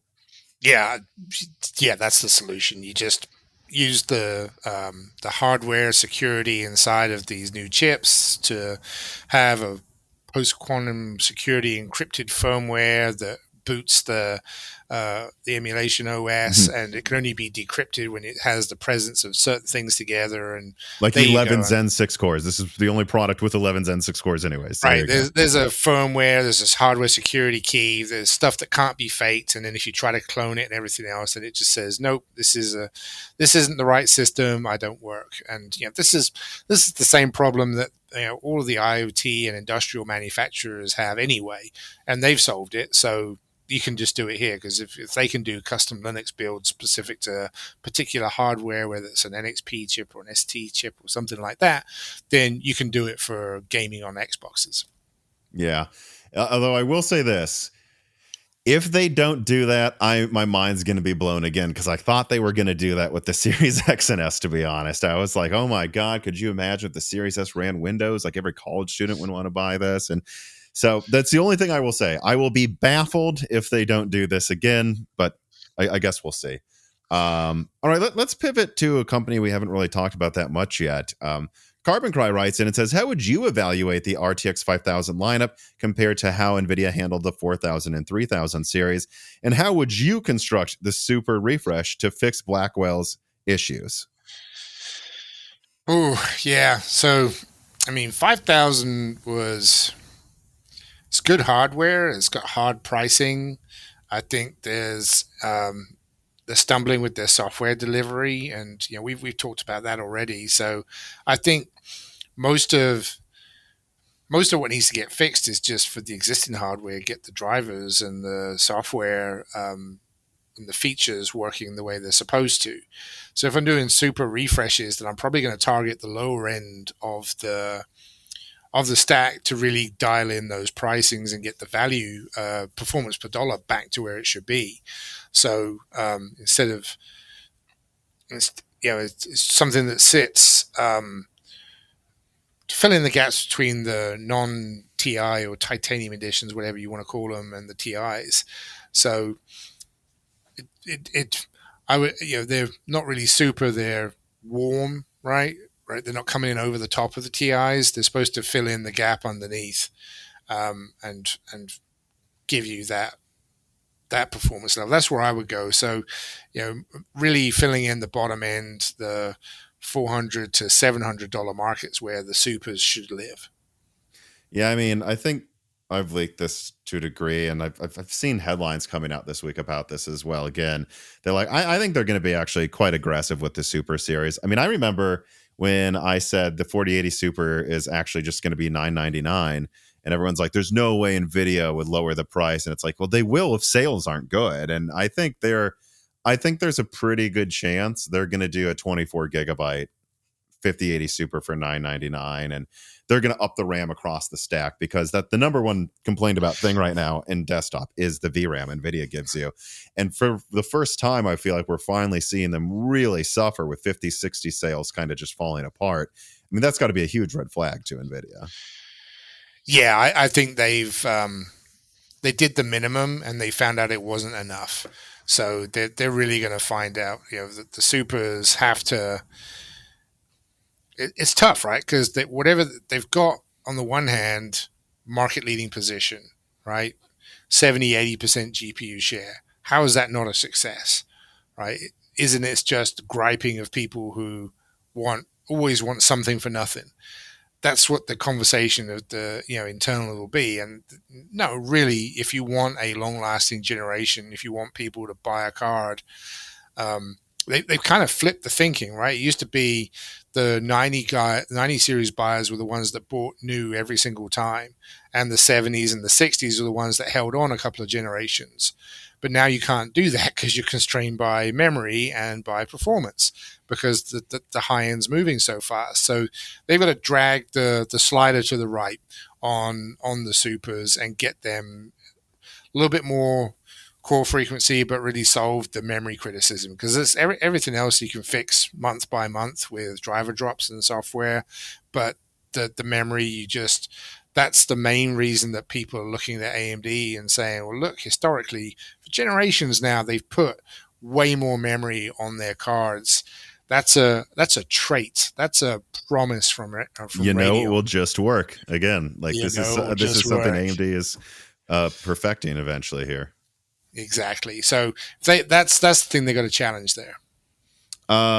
So on the AMD side, Clean Sweep writes in and says, given the way the last 5 years have shaken out in terms of GPU pricing and availability, or lack of availability, really, how should AMD revamp their desktop APU and GPU strategy for the next 5 years, especially since there seems to be more uncertainty over what the heck they're doing with the 9000G series?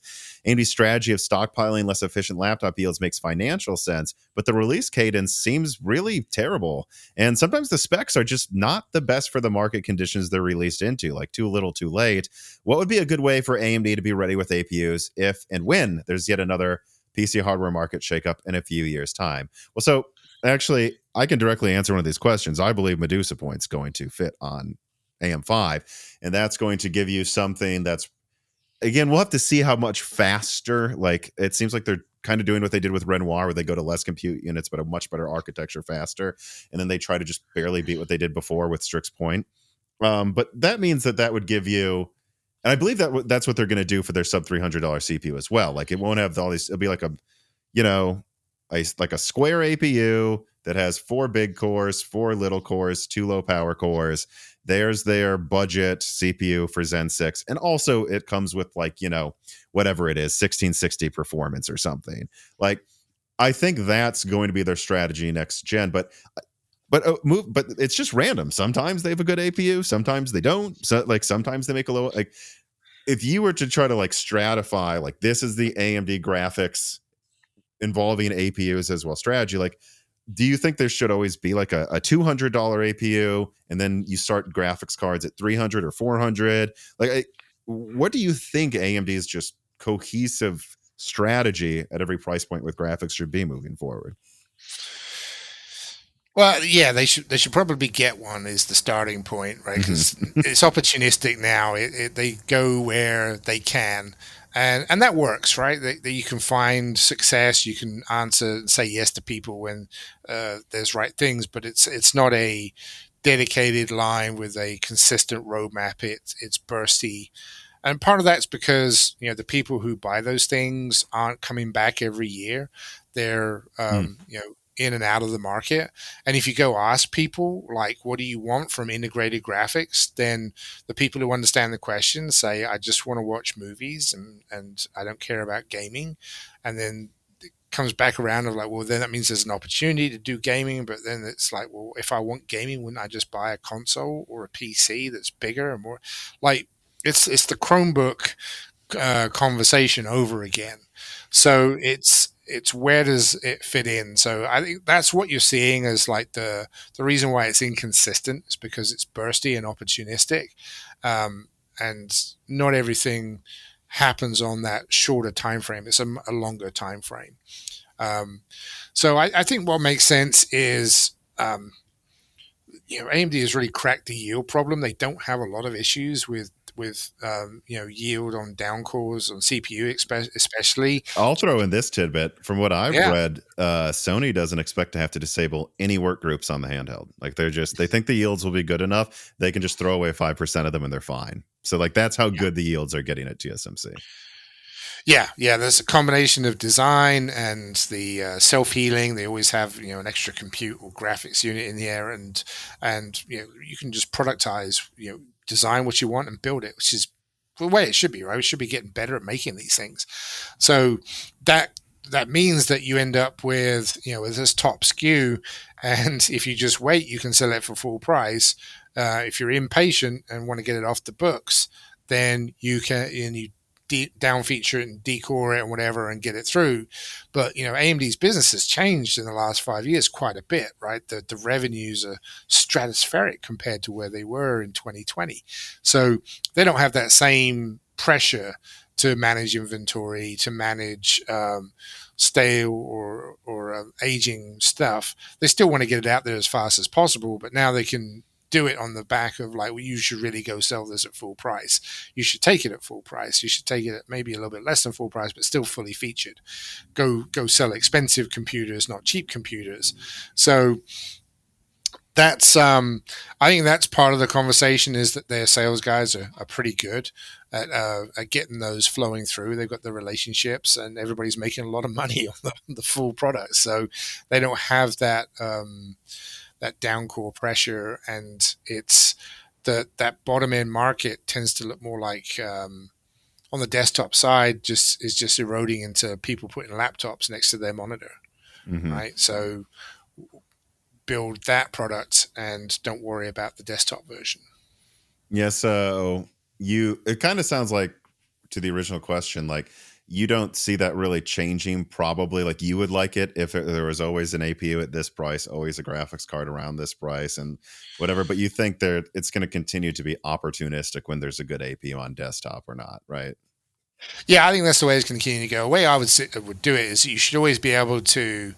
I would like to have a full stack of APUs that go, from essential and entry level to a decent gaming performance or workstation performance in there, and it always looks like it's a little bit less than buying the two parts discrete, right? So if you buy a CPU and the graphics card, it costs more.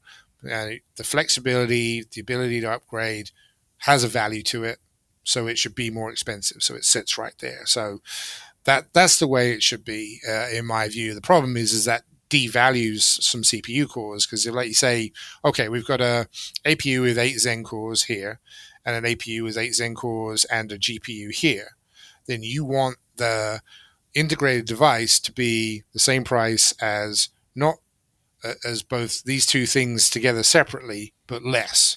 So we did more work, we integrated more things, we built all this extra stuff. Why isn't that worth a premium? Because it's a smaller form factor and everything else versus the discrete parts. And that's the conversation you always have, is why isn't it worth more to integrate things? And it's because that market values flexibility over integration. And as soon as you talk about, well, I want to capture the value of integration, you're walking away from component and desktop values and it's straight into mini PCs. Now, with the NUC gone, right, Intel has sold that off to Asus, and you're seeing this rise now of handhelds and things like that. And mini PCs all over the place, yeah. And mini PCs all over the place. Maybe that's the the AMD needs a partner that is super laser focused on, let's go build as many mini PCs and all-in-one PCs as we can with these APUs and break that cycle. And that'll, I think it's customer driven, is basically what I'm saying, is they need a customer to consistently take those APUs, and then that'll smooth out the roadmap and everything else. And that's a catch-22, right? Because customer's not going to do it until there's consistency, and AMD's not going to do it until there's a customer. So somebody has to place a bet. And with all of the chips on the table in the AI category, it's not going to be AMD placing the bet on this, right? They're going to wait. Yeah. So here's a good question too, like adding on to the APU thing. Kiln God writes and it says, James, as a dev, I find it interesting that Strix Halo is starting to be found, or should soon be found, in mini PCs, maybe more mini PCs though than even laptops. I'm hoping AMD will go for a Halo APU with a 512-bit bus to support AI and high bandwidth applications next gen. But what do you see in the future of Halo APUs next gen and the generation after? And I think this is I think AMD is kind of at a weird crossroads. Like, Strix Halo is awesome. I have a laptop with it. It's the best laptop I've ever owned. It's the most stable, solid thing. It blows my mind. I use it now to play some of my PC games on my big screen TV, and it's so weird to have a little 14-inch thing you just put over here, and it's just doing 4K Ultra at high refresh rates on a TV. It's just crazy. But like with Magnus, it's like, oh, wait a second. So now you've got the memory controller on the graphics die, and so that means you could make an APU where you just take AT2 or AT3, put it with a die, and then you just have a bunch of GDDR7. But okay, you'd probably be limited to like 48 gigabytes of RAM there. Strix Halo goes up to 128 gigabytes. Medusa Halo would go up to conceivably like 256 gigabytes or more or something with LPDDR6. So like, where do you see this future where they seem to have graphics products with GDDR7, budget ones, but then Halo is almost, I thought it was for gaming. It really does kind of just seem to be for AI moving forward. I don't know. Yeah, I could definitely see it being the it used to be that you wanted as many cores and threads as you could in a laptop because you're a Linux developer and you're recompiling code and kernels all the time. The new Linux dev is the AI data architect or or a you model architect. These APUs aren't quite in the category of enough for them. They still need a little bit more. I think that'll change, and we'll see more people take the lesson from DeepSeek and optimizing and doing all those kind of things. It's really they're looking for a killer app that's AI based, and when that appears, these will explode in popularity and use and everything else.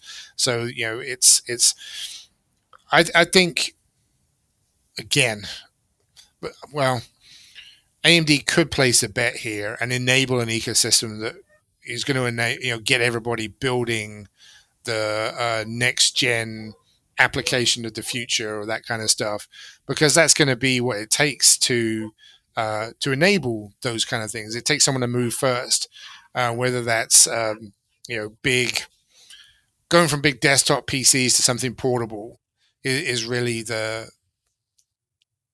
evolution. So I don't see a lot of evolution in the next 2 years. It's going to be more of the same, very similar. But I think that I think it's starting to people starting to think about, like, what does it look like to make the ultimate portable AI developer hardware, right? That's connected to the cloud and has access to compute, but natively processes so many things so that we can get those great apps that work in the small AI products, because the models aren't tuned or ready for deployment into laptop devices yet. It's funny too. This is something Nvidia should be worried about because AMD is the default on Linux, and they also have the default developer AI APU right now. And from what I've heard, and other people have said this publicly as well, like Nvidia's APU is delayed, and AMD just gets a full year or year and a half of having the AI APU, and they might be ready with like a 384-bit or something, like RDNA 5 Zen 6 follow up right after Nvidia has something. And so I guess, yeah, I mean, as long as Strix Halo keeps selling well, even if maybe there's the gaming APU and then the non-gaming, do we really need a third one? If it means they become the default hardware for AI development, yeah, I think you keep hammering that Halo product, even if you didn't intend for it to be mostly for AI. Hey, let it keep making you money there. Yeah, 100%. Yeah, definitely. All right, I have one last question. I know you have a hard out very soon, but I have to bring up the company that we haven't really talked about much here so far. Magnolis Radkusis writes in and says, what's your outlook on the future of Intel given their current struggles in execution and market share? And what's your opinion on Lip-Bu Tan's recent involvement? Do you believe he has the strategic vision and industry leverage to genuinely turn the ship around, or is he just here to dress it up for sale?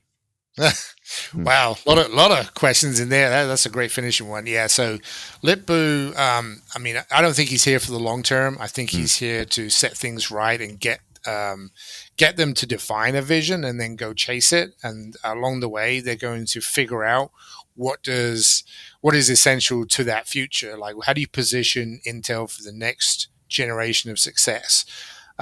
Does it include both a product group and a foundry is a fundamental question that they're going to have to answer.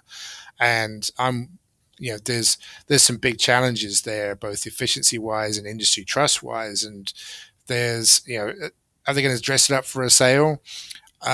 If I had to bet, I would say that it's going to be a transformation, that they're going to really move to separate Intel products and Intel Foundry into two different entities, in the same way that you could either do it like HP when it split to become HP and HP Enterprise, or you could do it like Google and Alphabet and Google X and all their subsidiary companies, right? Or how Meta has Facebook and Instagram and WhatsApp and right. You make a parent corporate combination so you can keep that Intel brand, but you make it very very clear, very very even financially and the structure of the business that Intel Foundry is a wholly independent entity, and that it is used as something separate to Intel products.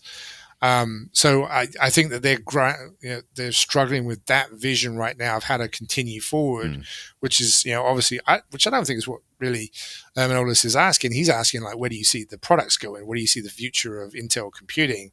I think they're going to continue to focus on their cash cow, which is laptops and servers, and then figure out what is the thing that they add to that to grow. What's the growth market? So publicly said that they've missed the AI boom with training. Well, there's two parts to training. There's the foundational model creation, and then there's the model development that builds applications and companies use.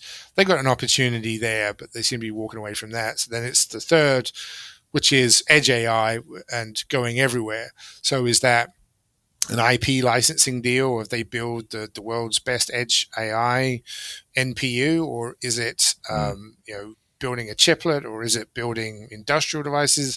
They got to make a decision on where they go with that one. They're getting rid of their networking group and spinning that off. They've spun off a lot of other subsidiaries. They're closing things fast. It's hard to see with all of the smoke around the restructuring what is the next step. But I would say they need to get back to that moment when we all looked at Intel processors and said, that's got to be alien technology. How are they so much faster and low power than everybody else? They've got to get back to that ethos. When they do that, whether it's a CPU, a GPU, an AI NPU, a fabric, something else, right? When they get back to that mentality, then they're on solid ground. But right now, everybody's trying to save their pet projects and their favorite things and their life's work, right? And they have to make some really hard decisions. So I see continuing to struggle. The products are going to get better and better as they clarify things and they get more focused. And it's really fascinating to see how a company making billions of dollars and still profitable is considered such a failure when they are, making very competitive products on the CPU and server side. They're not. People are not in the category of you can't buy Intel. They're just too bad. They're good products. So they're at a good place metaphysically, I would say, but they got a long way to go. Yeah, what I would add on, it's like it seems like Liputan's going to just have to be some sort of like strategic hatchet man to keep them afloat while they try to get their cores to be competitive with AMD again, which I think it's going to be post Nova Lake where they're going to hopefully prove that they're very competitive again, and that once you have the best core in the industry, then hopefully once you see the next big thing, you pair those cores with whatever that next big thing is, and people are going to want to all buy Intel again. But trying to catch the next big gimmick isn't going to work if people don't like the heart and the brain and the center of the nervous system of their laptop. So they need to get their cores back on track is really what it comes down to, because that's the one thing you can predict is people are going to need cores, and you'll miss the next wave if you don't have the best cores with whatever the next big wave of technology is. Yeah, and they've really got to internalize the AMD lesson, right? It wasn't one generation that turned it around; it was three, right? Zen 1, Zen 2, Zen 3, and then everybody said, "Oh, well, there might be something to this." And the fourth gen, woof. Okay, yeah, these are fantastic. So they've got to race to that first generation of, oh, there's something to this, which is might be Nova Lake, it might be post Nova Lake, and then they've got to rapidly move fast and fix things. Mm-hmm. As you said before. All right. I think that's a perfect place to end this episode on. James, I want to thank you again so much for coming on. And also, I don't know if you have anything to plug, but if you do, here's your chance. Anything to promote? No, nothing. No grifting going on right now. I'm just getting heads down working. So appreciate it. Thanks so much for having me back. Great questions from the community as well. Always the most insightful. Thanks so much. All right. Yep. Thank you. And thanks to everyone for watching and listening. Like, subscribe, share. We covered a lot. Comment down below about what you think about some of our thoughts on PlayStation, Xbox, Intel's future, AMD. We really covered the gamut on this one. I'm sure you'll have some thoughts about things we said. Please don't put them in all caps, though.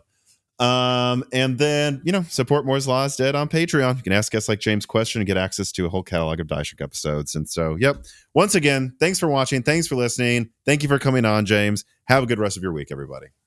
This podcast was brought to you by the YouTube channel and website Moore's Law is Dead. Moore's Law is Dead and Broken Silicon are trademarks of their creator, Tom. That guy is me, and I am indeed the creator, editor, writer, and showrunner of Moore's Law is Dead podcasts, videos, articles, and other media. However, it's not just me. Moore's Law is Dead is a team, with Broken Silicon co-hosted by my brother Dan, audio editing by Gerard Cortez, renders being done by the industrial designer Jean-Philippe Clermont, and special assistance is also provided by Carmen Cry and Carrie Nosugada as well. Find all of our information at www.mooreslawsdead.com on the About/Support page in the event you do want to hire me for consulting work, hire Gerard for audio work, hire Jean-Philippe for industrial design work, or you're interested in working with Carbon Cry or Carrie Nosugada as well. You can also find our long-term sponsors on that page if you want to show them some love for putting food on our tables. Or you can also mail us some love. You can send letters or hardware donations to the following address: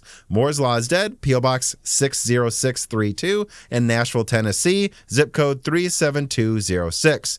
Although, to be honest, the best way to show Moore's Law is Dead some love is to support us on Patreon. Patrons are what makes Moore's Law is Dead content truly possible. Every month, and really every day, depending on who you're talking about, me, Gerard, Dan, and Jean-Philippe are working tirelessly to provide a steady stream of content that we could not keep doing unless we knew the work was possible without being reliant on sponsors dictating every little thing we put out. Don't get us wrong. We love our sponsors, but we love directly working for you, our fans, much more. If you have any extra money, even a couple free dollars a month, consider supporting us directly on Patreon. Those couple of monthly dollars will get you access to the exclusive podcast Die Shrink, voting on subjects of future podcast episodes, the ability to ask guests questions, and of course, access to the Moore's Law is Dead Discord full of like-minded people who I am sure would love to meet you.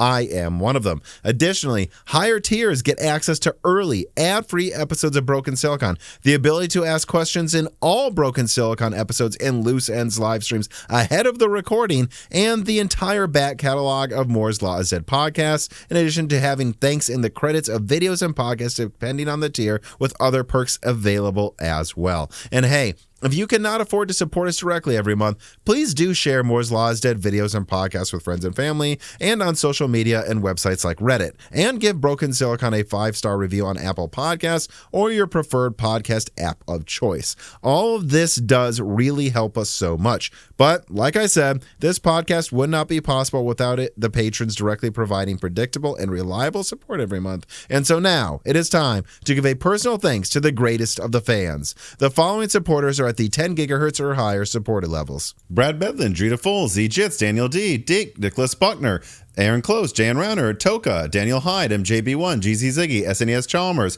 Jerem Ferreira, Valko Malev, Compressed AI Blocks, Jensen Wang, Gregor Sacker, Sarcastro, Chris Rich, Kalbuma, Evan Dingle, Shredbird, Semi Molas, The Boss Haas, Chrysantine, Tommy, Jonathan, Jake223, Jake Martin, Amiable Chief, Zlicky, Ishid, Gamers Unite, Mead and Pork, Ian Clifford, Tim Robb, Travis Gooding, Mad Zootsuit Taylor, Greg, Michael McGee, Patty Cake, Stephen Coates, Mark Mitchell, James Anderson, Mark Raidmaker, Cole Addict, Winwang, Cameron, Henry Zhang, Wesley Sager, Michelle Pell, Hexapuma, Reginald Ari, Teak Autumn, Windstar, Little Germany, James I. Raider, Shay, Milton, Brett Jones, Chuck Glidden, Mac Daffy, Stephen Dick, Justin Bustle, John Swin, Austin Haggerty, Joe Foot, Brian Scanlon, Harlan Jansen, Angima, Slushball, Brian Reich, Him Sagung, Sisyphos 7771, The Forbidden Juice, RB Racer, Thalo 215, Alex Vega, Michael Cozy, 37x73, Crystal Joe, Elbergun, Kikum, Solarize 80, Sprutnik, Brian P, Hudat 42, Cornster 6 71, Penta Winta, Hal Richard, Omega Doge, State Farm Snake, Mr. Tiger, Hugo Ander Kiwi,